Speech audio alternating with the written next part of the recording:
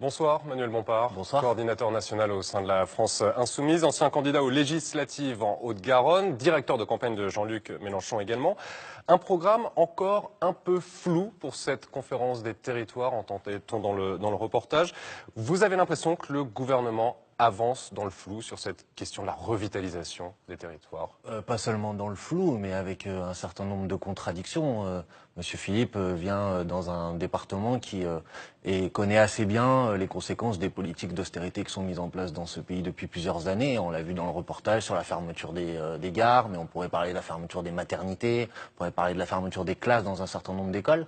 Et j'ai Donc pas il y a entendu... déjà des décisions qui vont à l'encontre de cette revitalisation qui ont été prises par le gouvernement? Bah écoutez, j'ai entendu, pour l'instant, la seule décision qui est à ma connaissance, c'est qu'il fallait aller raboter maintenant 13 milliards d'euros dans le budget des collectivités locales. Et moi, je crois que c'est tout l'inverse qu'il faut faire. Si vous voulez revitaliser ces territoires, arrêter de les laisser à l'abandon, vous devez injecter de l'argent public, développer un réseau de services on va publics. en parler, mais d'abord, sur le terrain, à Cahors, quand il y aura cette conférence, vous comptez manifester votre position dans la rue? C'est aller porter un certain nombre de revendications, puisque le Premier ministre, manifestement, se déplace pour entendre ce que les habitants ont à dire. Il y a des rassemblements qui sont organisés notamment par les initiatives, par les organisations syndicales, et nous, la France Insoumise, bien sûr, nous participerons, nous soutiendrons ces mobilisations. Alors revenons sur la question de cette revitalisation des territoires. Que pourrait faire la France Insoumise? On va prendre un exemple concret. L'Ariège, les deux députés sont de la France Insoumise. Qu'est-ce qu'on pourrait faire sur un territoire comme celui-ci? Et clairement, la difficulté, c'est que le territoire est très connecté aux politiques nationales. Donc déjà, la première chose que peut faire la France Insoumise, c'est proposer des solutions alternatives par rapport aux solutions qui sont proposées aujourd'hui par le gouvernement.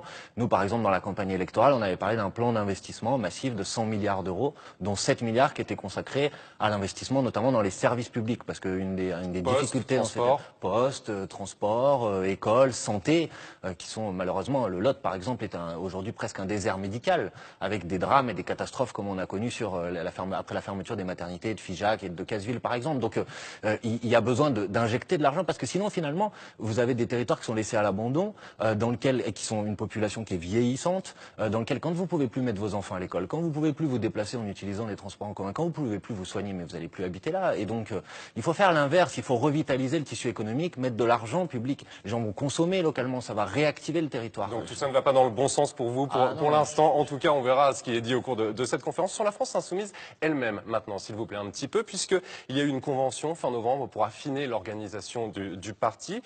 Toujours pas de hiérarchie, pas de chef revendiqué. Est-ce que ça pose pas un problème au final de ne pas pouvoir incarner les lignes politiques que vous évoquez? Non, je crois qu'elles sont incarnées, ces lignes politiques, par notre candidat à l'élection présidentielle Jean-Luc Mélenchon, mais aussi par 16 autres députés à l'Assemblée nationale, 2 en Ariège, je vous en avais parlé tout à l'heure, et par un certain nombre de personnes qui animent ce mouvement au quotidien. Nous, vous savez, ce qui nous importe, c'est pas forcément la question de l'incarnation, c'est la question de à quoi sert le mouvement de la France Insoumise. Et si les Français ont repéré que nous étions aujourd'hui la première force d'opposition, nous voulons montrer que nous sommes aussi une force d'alternative. C'était l'objectif de cette convention. Et être utile tous les jours, comme il a été dit au cours de cette convention. Merci beaucoup d'être venu nous voir. Et cette question de la revitalisation des territoires avant la venue du Premier ministre.